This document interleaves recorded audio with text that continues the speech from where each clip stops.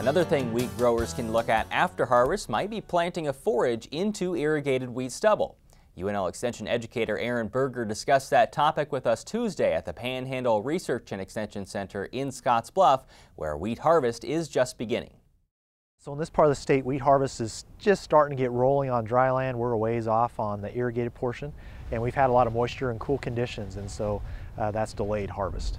When a producer starts to think about planting a forage into that irrigated wheat stubble, talk about the options they have between a summer annual and a spring annual. Yeah, so as we think about going into that wheat stubble, if we want to grow a forage, we really have the option of a summer annual or a spring annual. Summer annual being things like a Sudan grass, sorghum Sudan, foxtail millet, things like that.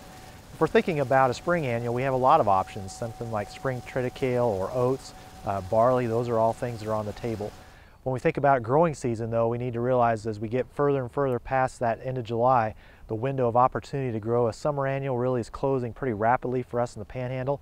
Probably a spring annual provides the longest growing season opportunity then, because those spring annuals can take some cool temperatures down in the mid-20s before they shut down their growth, where a summer annual, once we break 32, we're pretty much done. Specifically, are there any moisture requirements that need to be in play this year as opposed to, the last 2 years when moisture has been lack? Yeah, so I think we're going to have people on pumping restrictions probably have a little more water to play with as they think about growing a forage.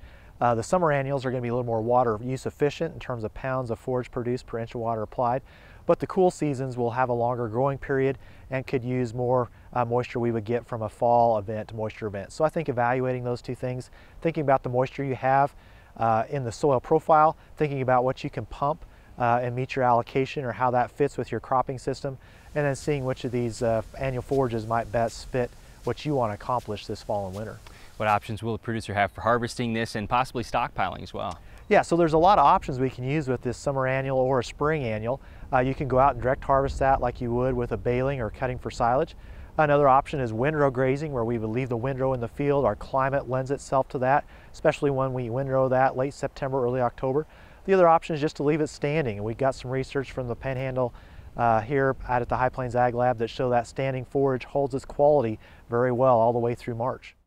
On the Market Journal website, we'll link to more information on planting forages into irrigated wheat stubble.